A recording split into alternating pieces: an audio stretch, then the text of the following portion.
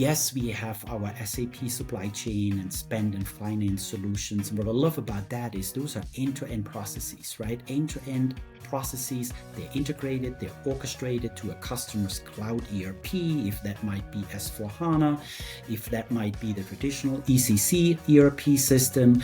And that gives our customers that global visibility and predictive insights, and it drives huge benefits to the income statement and balance sheet for those customers. And if you combine that, speaking a little bit more about agentic AI solutions, if you combine that and complement that with Rio, what you all offer for intake and orchestration, now you add speed, now you add autonomous business processes, automation, and ultimately improved user experiences. And I think that's really cool.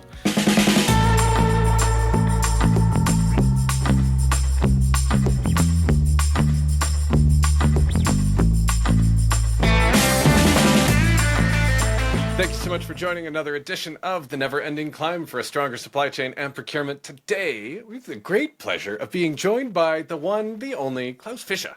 And he is the former SVP, head of the Center of Excellence at SAP. And now, in his next phase of his career, is an advisor to a select few lucky companies like us. Klaus, thanks so much for joining. Sean, thanks so much for having me. I am very, very, very excited to support you. You guys have a fantastic solution for customers, and combining that with the SAP footprint, it is game-changing and value-generating for our customers. So very exciting. Amazing. That's awesome. The sense of the number of people that I've run into that know you, have met you, have worked with you, either from customers or from people within the ecosystem, you're kind of famous. And what I know a few people have asked is like, how did Klaus do that? How did he get there, right? That is a brilliant career. Can you share a little bit more about that background? Yeah, absolutely. First of all, I would say my mantra always has been from the start, serving our SAP customers and partners with excellence.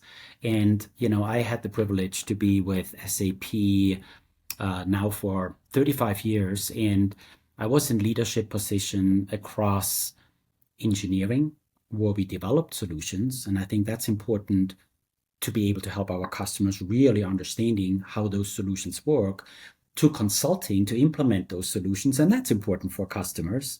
To solution advisory, where we presented those solutions, all the way to the Center of Excellence in Strategic Sales, where we focus on sales, but also the value outcomes for those customers and partners.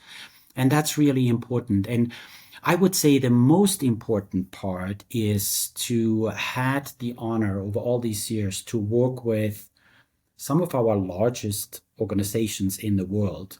And here I'm thinking about ExxonMobil and their source to pay and ERP transformation. It started with their industry solutions for oil and gas, but then later with their procurement, supply chain, and ERP transformation. Incredible journey. For all these years, they have been a customer. I'm thinking about Microsoft to help them with their Azure data center business for procurement and supply chain. Companies like Google, NVIDIA, SLB, or used to be called Schlumberger, Coca-Cola, the Coca-Cola company, and companies like also smaller in size originally, like a Moderna. When we started to help them, and I personally started to have the honor to engage with them, they were a mid-sized company, and today they are global enterprise running SAP. So customer focus for me has always been top priority. There's a pattern there of listening to the way you described it.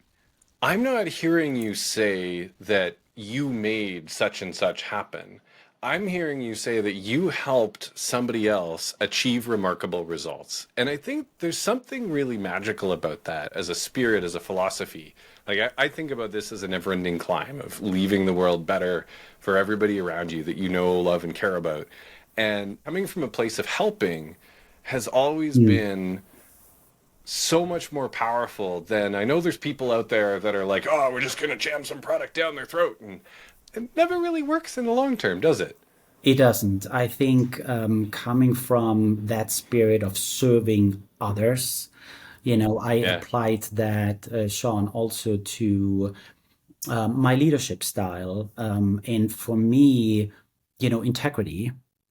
Integrity in leadership is so critical because it builds trust, it fosters Yeah. respect, it creates positive culture in the organization. And being a servant leader and a multiplier of people, not a diminisher, but being positive, passionate, and I had the chance to lead the about 180 people as head of Center of Excellence for SAP in North America, my latest role at SAP.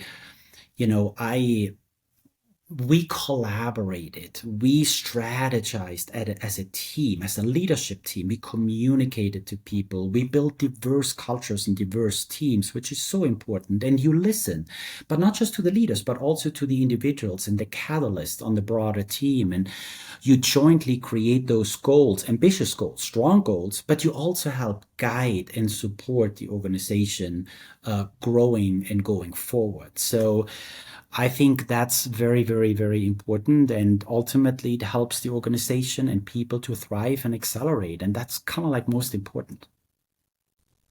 And through that career, going through engineering, consulting, and center of excellence, those are functions where you get to help create what good looks like, and then go help implement what that looks like, and then help advise the people that are considering what to do next. And there's an evolution in that thought process there too, because you've been able to go and create a bigger and bigger and bigger impact for these other folks, because it's not the brands are really cool because there's something that other people can relate to, but there's the stories of, Ted or Steve or Jake or others that you've helped along the way, and you've helped them be successful. And Yeah.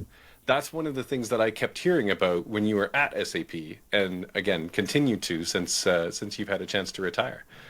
Yeah. I mean, helping others and serving others and helping individuals, people, organizations, companies, it's just for me, that's coming from the heart. And to me, that's the style I live by and most important. So, as you retired and you had some time, and I absolutely applaud taking some time to go and play and spend time with family and have some adventures, and then you're not done. You've got so much more to give, and you had lots of options of what to do or who to work with or who to help, and somehow, you chose us. Why us, Klaus? Well, that's a great question, John. I would say there are two things I loved about you and about your team and about ConvergentIS. Number one, I'm coming full circle back, trust and integrity. I feel when I work with you and I know you now for many, many years, you have a lot of trust. We have a lot of trust. There's a lot of integrity in how you operate and how you work with customers. The same with EJ, and the same with many others of your team members. And I think that is to me number one. And yes, I had many companies talking to me, but I did choose a couple for exactly those reasons. And I think the number two reason is that you have a fantastic solution in Rio all around intake and orchestration, and it's AI driven, agentic AI driven. It's a platform. It's incredible. It's built on our SAP business technology platform, immense. But that combined with the intelligence and the knowledge of what SAP does, the business processes, the solutions, that combined knowledge, understanding is very important to advise our customers. You know how SAP S4HANA works. You know how the old ERP with ECC works. You know Ariba, Fieldglass, and so on it goes.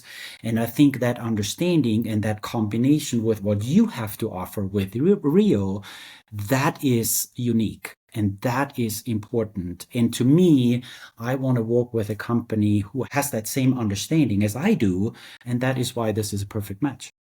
Amazing. Thanks, Klaus. I think it's funny because, I had a conversation even with a customer earlier today, and they were saying, yeah, we've talked to a few other providers who could help us with this, procurement supply chain topic.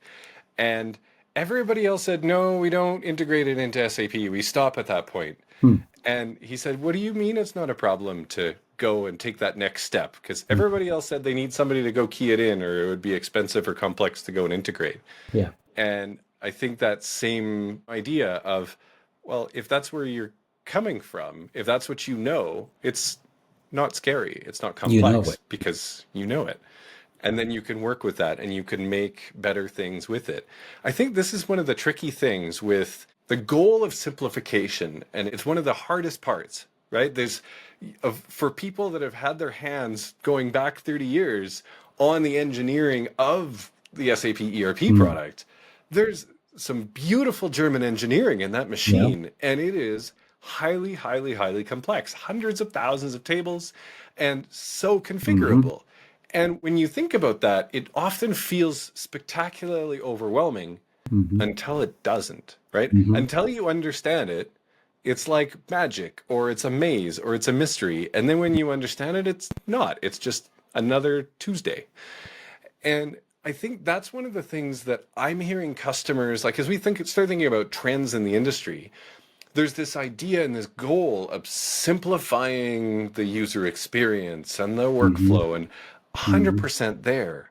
Hmm. But I think there's some leaders in the past and some brilliant leaders that have come before us that have really made it clear that simple does not mean that you ignore the sophistication or the complexity. It means that you efficiently distill it and you Hmm. make it easy and clear and fast when you need to interact with it. Yeah. And I think there's such a massive oversimplification of the data model, the supply chain model, the vendor model, Hmm. the procurement model, all of these things that have attempted to oversimplify it. And now they try to hit that Fortune 100 or Fortune 500 scale, and they blow up because Hmm.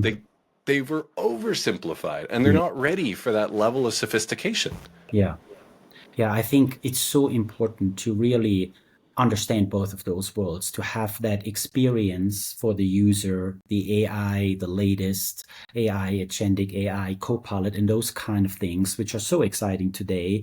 But to combine this with a rich business process and understanding of that business process. And I remember, Sean, in the past, sometimes when you interact with customers, it's not only SAP, which is in that world, there are other competitors in there as well. And, customers keep asking when you're all in that same room if they have an understanding of what not just the procurement requisition is, but also what a reservation against inventory might be. Or, when I have my negotiated price with my supplier and I need to make sure I drive compliance also from a back end ERP planning process, for example, right, which Yep. triggers procurement, which then needs to have a contract under the hood, so to speak, and automate it and drive auto PO.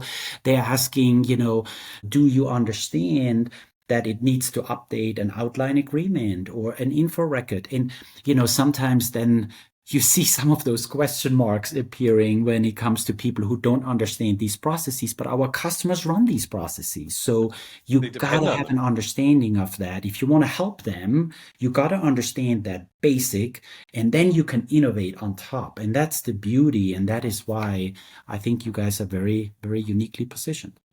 Oh, amazing. Thank you.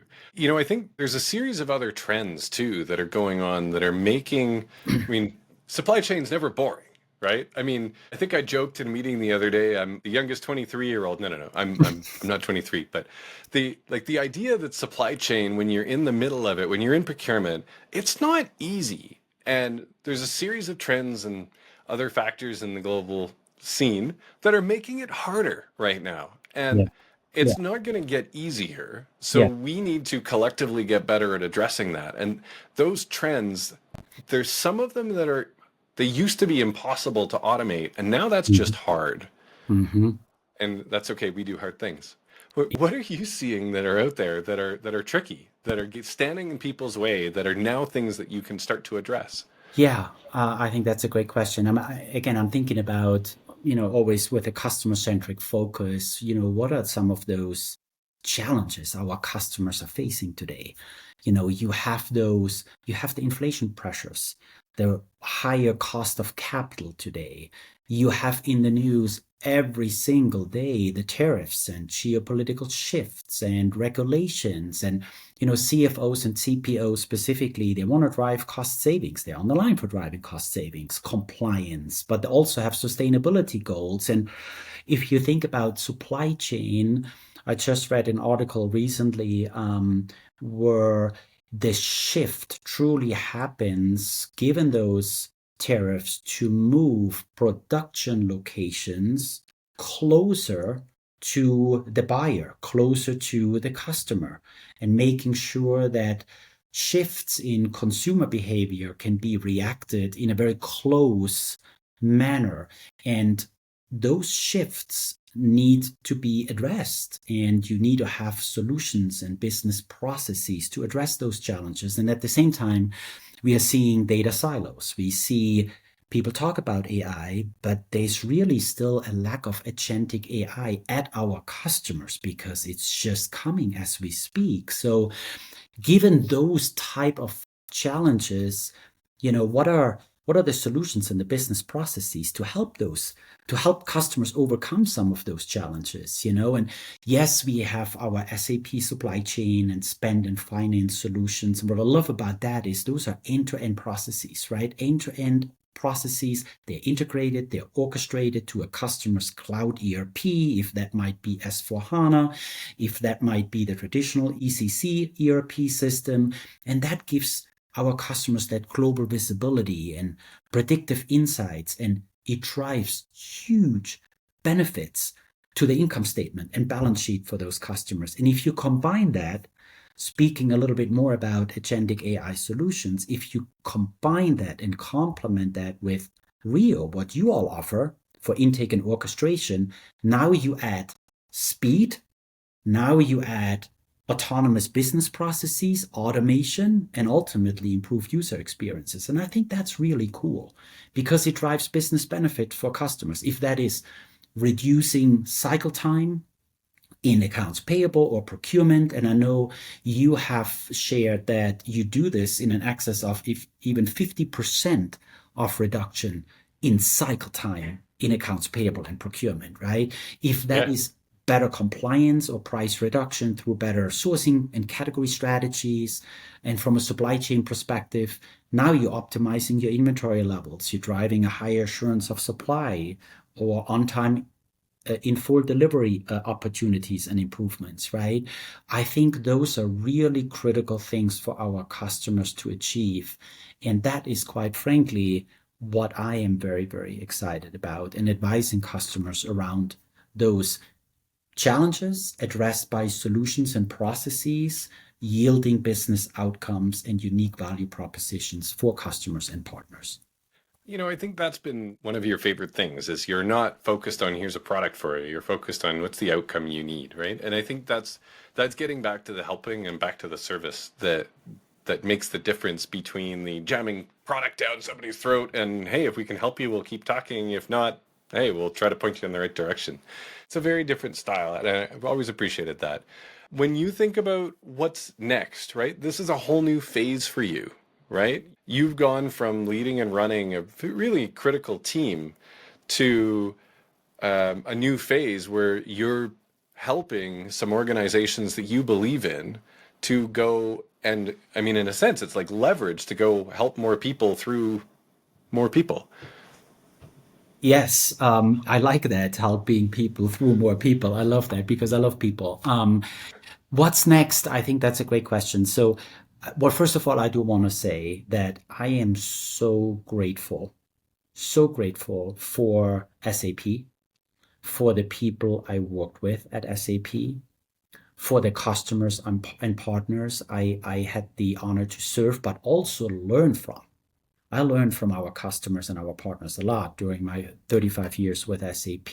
And now for me, the time is to give back to customers, to partners, and through the growth and advisory services, I will be helping them to achieve their goals and objectives. So that's what I've been doing. I'm going to focus on, helping you and helping some other partners of SAP with growth advisory services. I look forward to support you specifically, Sean, and your incredible Rio process and intake agentic AI platform, as well as our friends at Nitor Partners, who is one of the best SAP implementation partners for spend and finance and S4 Cloud ERP. And you are two incredible firms. They focus on, your customers and the value generation for your customers. And I am super honored to work with you and with the Nitor company.